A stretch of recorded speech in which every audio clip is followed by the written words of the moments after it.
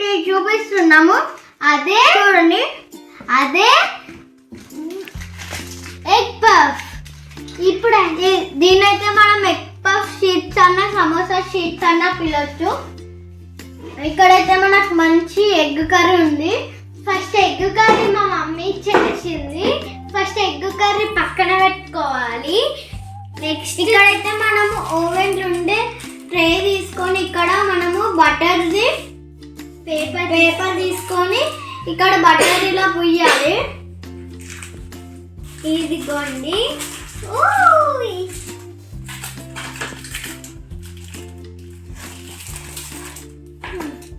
ఇదిగోండి ఫస్ట్ ఇట్లుంటుంది. ఇక్కడైతే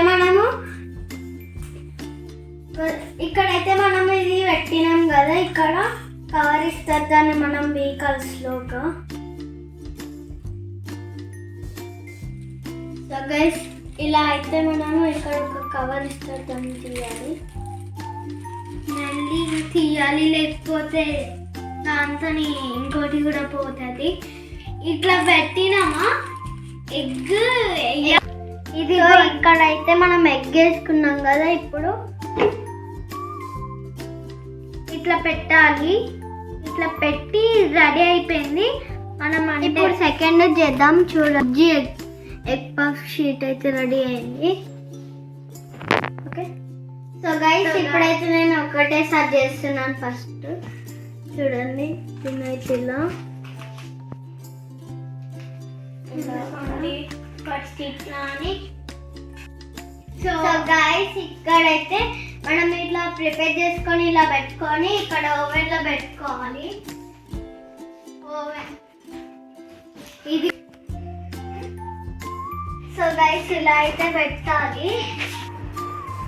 5 minutes పెట్టుకోవాలి, 15 minutes. ఇదిగా మనకి 15 minutes లో అయితే అన్ని తయారైపోతాయి. సో నెక్స్ట్ వీడియో ఆగలో అయితే మేము పెడతాము. So bye guys.